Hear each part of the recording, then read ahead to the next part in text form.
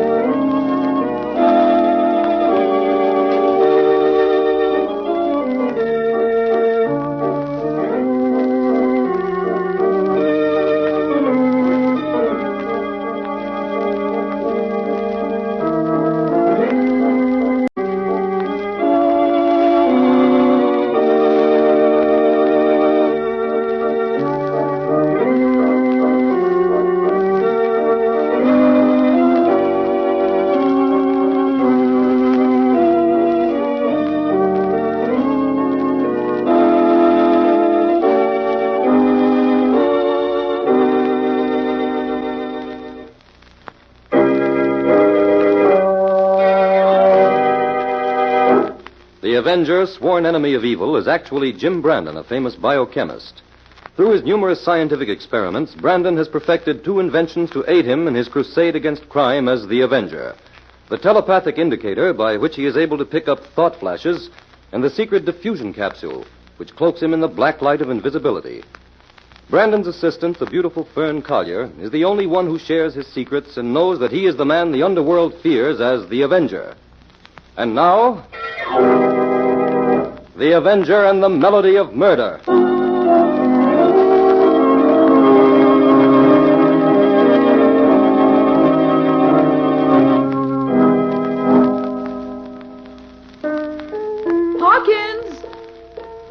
Hawkins! Yes, Mrs. Carlton? Go into the music room and see how much longer that piano tuner is going to take. Oh, that infernal noise is getting on my nerves. Yes, madam. Oh, Hawkins. Has Mr. Carlton come in yet? Not yet, Mrs. Carlton. Well, the moment he comes in, tell him that I wish to see him. I shall be waiting here in the library. Now, see if you can get rid of that piano tuner. Yes, Mrs. Carlton.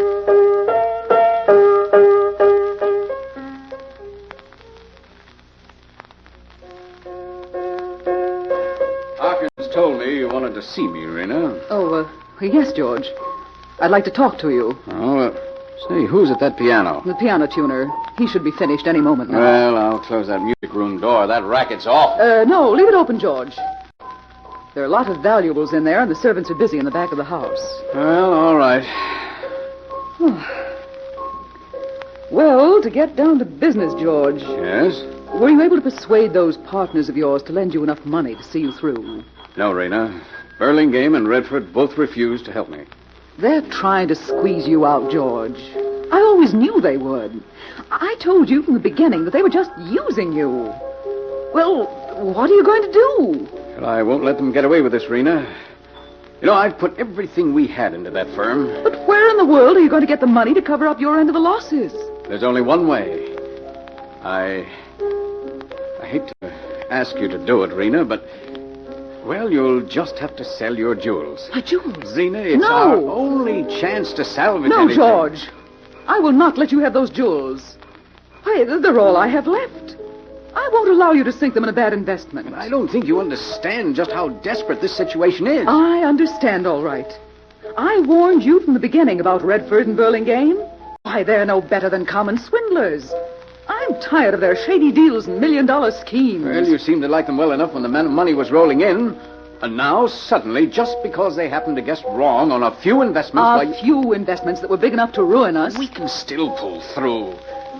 If you'll just be sensible, Rena. Let me raise a loan on your jewels, and then... I told you that I won't let you touch those jewels. I've got to have them. If you won't lend them to me, then, Rena, I'm afraid I'll just have to take them. George, you can't mean that. There's no other way, Rena. There has to be another way. I'm not going to let you make paupers of your wife and children. I tell you, I won't stand by and watch... Rena. Oh, you You shouldn't have... Oh, Rena. George! George, what's happened? Hawkins! Hawkins, help! George! What's the matter, Mrs. Carlton? It's my husband. He's been shot. Get a Dr. Hawkins quickly. Let me see. Oh. It's no use to get a doctor, madam. I think I'd better call the police. The police? Yes, from the look of the revolver on the floor. This was either suicide or murder.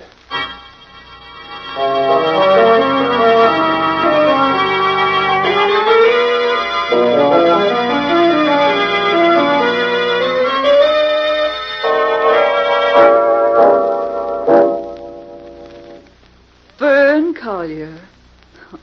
Dear, it was good of you to come. Mrs. Carlton, I brought a friend of mine to help you. This is Jim Brandon, Mrs. Carlton. Mr. Brandon. Mr. Brandon, I am innocent. But we can never prove it. The gun, everything. Mrs. Carlton, Fern has known you and your family for a long time, and she believes you're innocent. If you are, we'll find a way to prove it. But how? Why, the evidence is all against me, Mr. Brandon. Why, sometimes I sit here in this cell and wonder if I could have fired that gun without knowing or remembering anything about it. Oh, of course you didn't. Suppose you tell Jim exactly what happened and let him handle everything for you. Yes, Mrs. Carlton. Tell me the truth. That is one weapon that is stronger than any kind of evidence. Yes. Well, where shall I begin, Mr. Brandon? First of all, Hawkins, your butler, testified that you and your husband were quarreling just prior to the shooting. Yes. Yes, that's true, Mr. Brandon. We were quarreling violently over money. My husband's firm had made a bad investment. His two partners, Martin Burlingame and Paul Redford, they'd been able to cover their losses.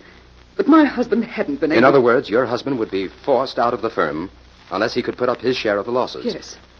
Yes, that's right, Mr. Brandon. Now, about the shooting and the gun. Give me the details on that. Well, you see, the truth sounds impossible and stupid.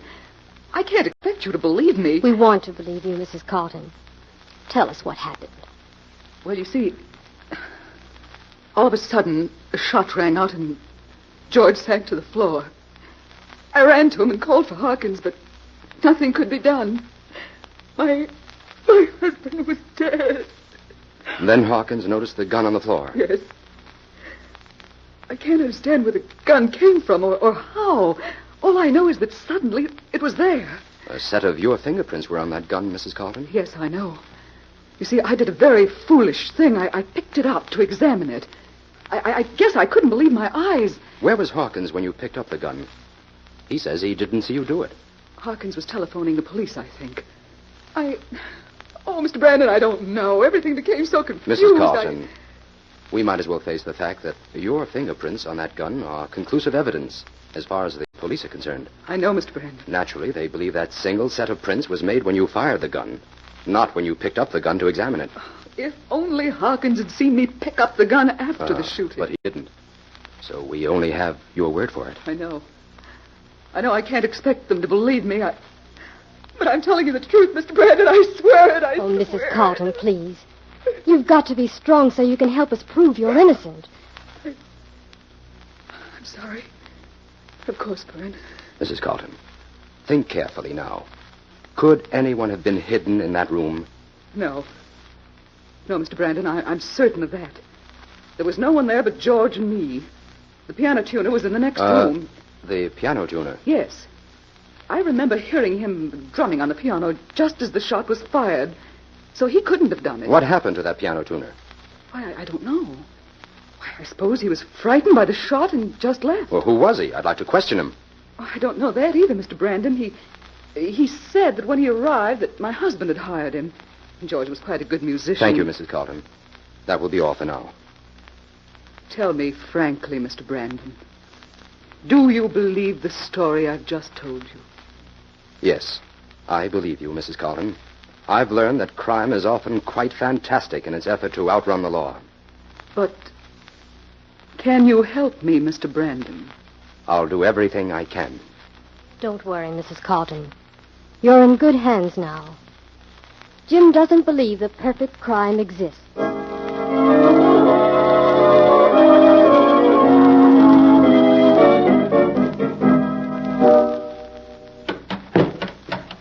Yes, Mr. Brandon, Carlton's death was a great shock to Mr. Redford and me. Upset our business plans completely. Mr. Burlingame, let's stick to the facts.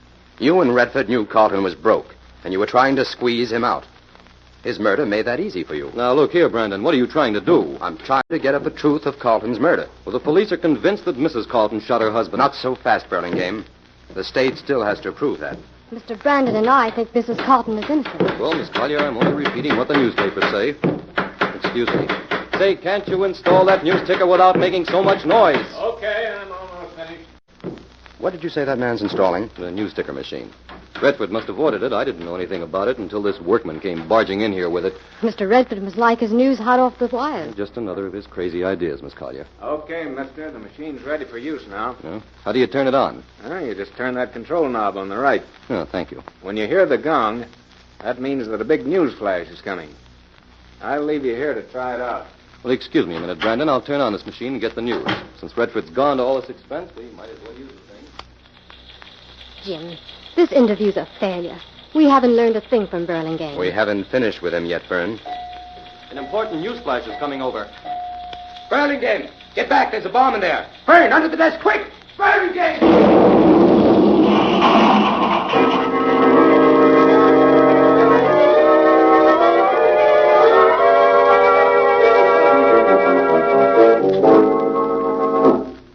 Fern, we didn't get here to Redford's apartment in time. He's gone. From the condition of this apartment, he certainly left in a hurry, Jim. I'm certain Redford is our man. He must have killed Cotton in Burlingame, and now he's hiding out somewhere. Well, since we're here, we might as well have a look around and... Let's see, I'll take the closet, you take the desk, Fern. Okay. But you don't sound as if you expect to find anything here, Jim. Well, I was hoping to find Redford. Gosh, it was a lucky thing for Mrs. Carlton. She was in jail when Burlingame was killed. Yes, that's got the inspector baffled because even he has to admit there must be some connection between the two deaths. Find anything, Fern? Not a thing here, Jim. We might as well go to headquarters and report Redford's disappearance. Jim, how did you know that explosion was going to happen in Burlingame's office? Just after that third gong sounded, I heard a very light click. I wasn't certain it was a bomb, but it was no time to take a chance. Well, it's a lucky thing for us we were on the other side of the room and had time to duck under the desk. Jim, do you think we should answer Redford's phone? By all means. Here, I'll take it. Hello?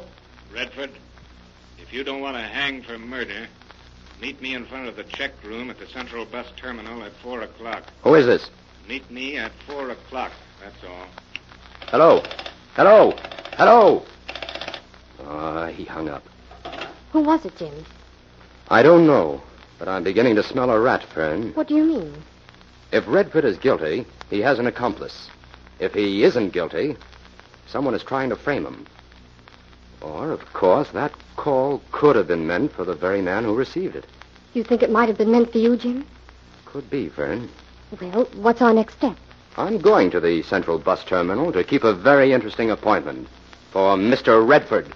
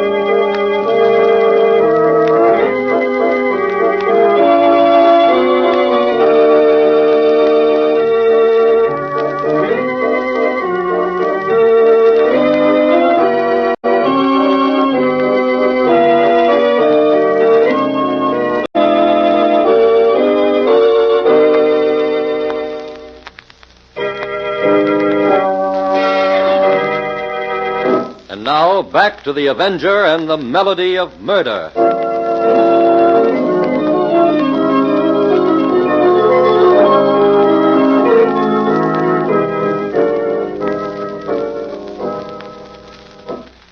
Jim, this bus terminal's practically deserted.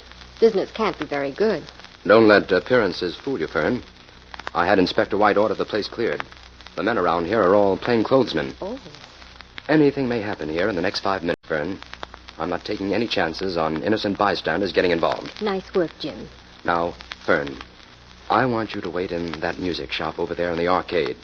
You'll be safe there and still able to keep a sharp lookout on the check room. Jim, I'm afraid for you. Don't go through with this. It's too dangerous. I must keep this appointment, Fern. It's our only chance of cracking this case and stopping these murders. Oh, but Jim... Now run along. It's almost time. Our man of mystery may appear at any moment. Okay, Jim. Good luck. Keep a sharp watch now. I will, Jim. Oh, good afternoon, miss. What can I do for you? Why, I'd like to look at one of your record catalogs, please. Oh, certainly. We have all the latest records. I'll be glad to play any of them you like. Thank you. I'll look through the list first. Clerk. Huh? Oh, yes, sir. Did you find what you wanted? Yes, I'd like to listen to this record, this Concerto Penseroso. Of course, sir. I'll play it for you.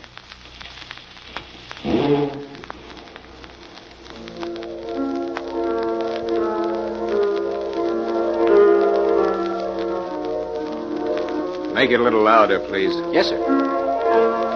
Why, that's the workman who was in Burlingame's office. I'd better call Jim. Jim, come here, quick. Get out of my face. Jim, are you all right? I'm okay, Fern. Hurry, then. There goes our man. He's getting away. Through the arcade, Jim, that way. Well, what happened, miss? Where was that explosion? There in the check room. The whole place is a shambles. I should say so. I better go and see if anyone was hurt.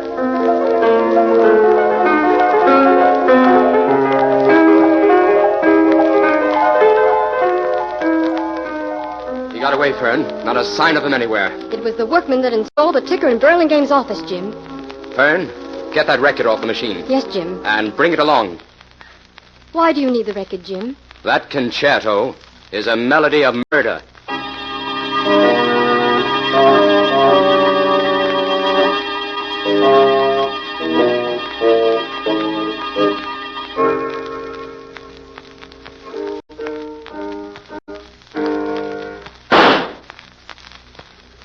There. That proves it, Fern.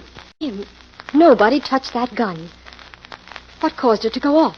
The vibrations of that chord I struck upon the piano. They released the hair trigger of that gun. That was the strangest thing I ever saw, Jim. You just placed that gun on the shelf between 2 rows of books, and all of a sudden it went off and fell to the floor. Our killer posed as a piano tuner and used that ingenious method to kill Carlton. But that bomb in the news ticker machine, Jim, was it set off by vibrations, too? Yes, Fern. The slight movement caused by the vibrations of the gong released the delicate hairspring pin of the grenade planted inside the machine. That's how the explosion occurred. And the same thing happened at the bus terminal. The criminal left a bag containing the grenade in the check room. Then went into that music shop in the arcade and at 4 o'clock had a certain record played. Exactly. Now, let's add up the facts we know. That man in the music shop could be working for Redford. Now, if he isn't, then Redford is his next logical victim. Also, he's very anxious to get me off the case. I'm anxious to get you off this case, too, Jim. It's fantastic and horrible. Every time I hear music, I'll be afraid for our lives. Oh, we can't give up now, Fern. We know what the criminal looks like and how the murders were committed. Those facts are bound to lead us somewhere. Well, before we start chasing down any more clues, I'll have to change my shoes. When that criminal ran out of the music shop, he stepped on my foot. Look at this big mark on the toe of my shoe. Fern, give me that shoe. That dirt mark is evidence. Evidence? Yes, a laboratory test of that dirt may tell us exactly where to find the murderer.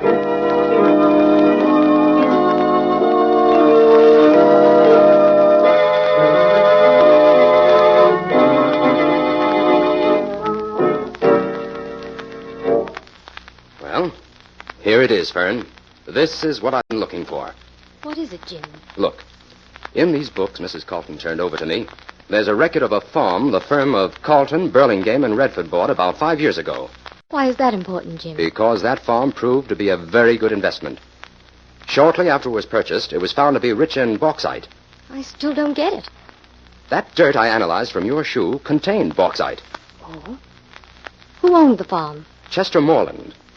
But it seems to me old Morland died about a year ago. Doesn't this put Redford on the spot, Jim?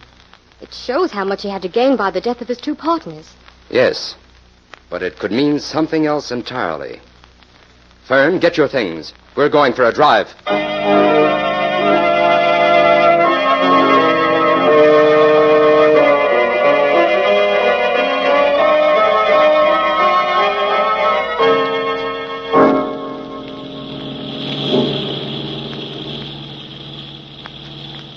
Jim, I think we should have brought the inspector and some of his men along. I have a feeling we're going to run into trouble out here. Well, the inspector wasn't at headquarters, Fern. I left word for him to join us in half an hour. Anyway, there's always a chance this may turn out to be a wild goose chase. Oh, I hope not. Oh, here's the road where we turn in. There. Now, that's the old Morland house up there ahead. It looks deserted, Jim. Yeah, probably hasn't been lived in since Carlton's firm took over the farm. Why are you parking so far away from the house, Jim? Fern, I want you to wait here in the car. Oh, Jim.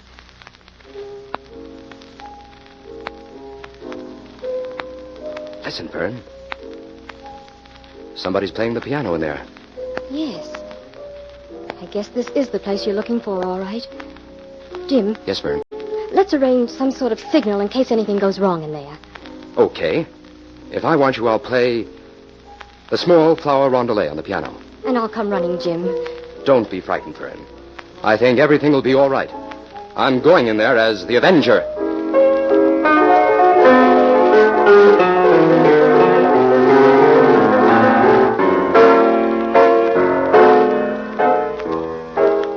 Well, Uncle, your day of vengeance is at hand. I, Curtis Moreland, have kept my promise to you, even though you're dead. Uncle, your last enemy dies today. And we'll have our farm back. Carlton, Burlingame, and Redford. They were no match for me, Uncle. I've murdered 2 of them, and Redford dies within the hour. All with my music, Uncle. The music that you taught me.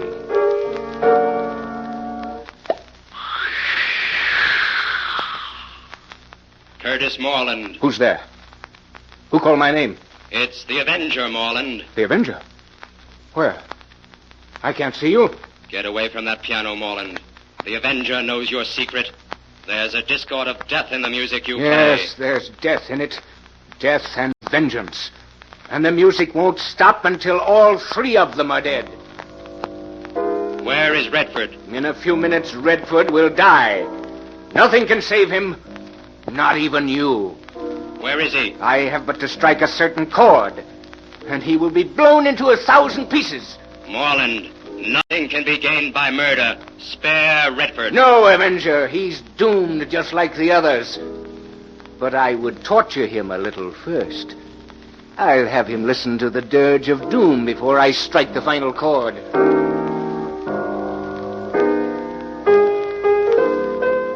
What are you doing, Avenger? Get away from this piano. No hand but mine must touch these keys. Stop it, I say, stop it! A simple rondelet can break the spell of your vibrations, Morland. What is it, Avenger?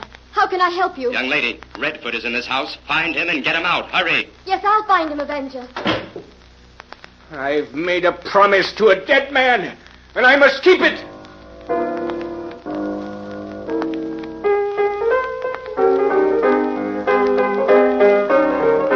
You're a fool, Avenger. I can still outwit you. There is another piano in this house. And even if it means that I must die, I'll strike the proper chord on it. Then, Avenger, you'll see a whole wing of this house explode and collapse into a deserted mine shaft. Morland, come back. Morland. I can hear you, Fern. I'm coming in a moment.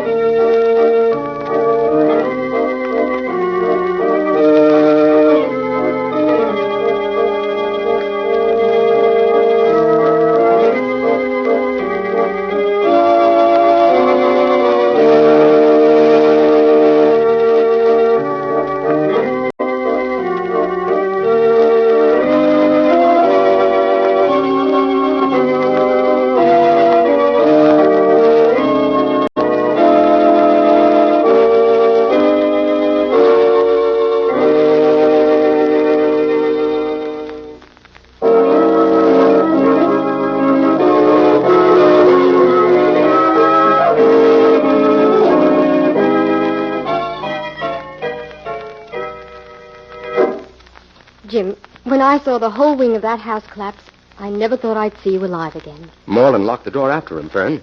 Otherwise, I would have tried to save him. Well, it's nice to be back here safely in the laboratory, Jim. I hope we never have another case like this. My nerves won't stand it. We'll do some routine work on the telepathic indicator for a few days and give you a chance to get back to normal, Fern. Well, now to bring your notes up to date on this case, Jim, what shall I list for the motive of Curtis Moreland's crimes? Revenge, Fern. That farm had belonged to Curtis's uncle and would have fallen to Curtis at the old man's death. But Carlton and his partners discovered a very rich deposit of bauxite there and persuaded old Moreland to sell the farm. It drove young Curtis mad to watch those partners get rich at his uncle's expense. And when the old man died, Curtis vowed to get even and reclaim his heritage. Well, we saved Redford anyway. He's promised to face the music and see that Mrs. Carlton gets her husband's share of the business. Which is just about where we came in on this. Yes. What's that? Take it easy, Fern. It's only the piano tuner. We ruined the tone of my piano with those vibration experiments, so I decided to have it tuned. Oh, Jim, I don't think I'll ever be able to enjoy piano music again.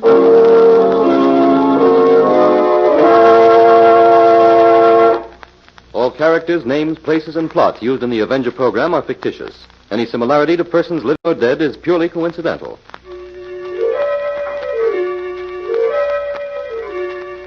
This is a thought. A thought. A thought. Remember, listen for another adventure of...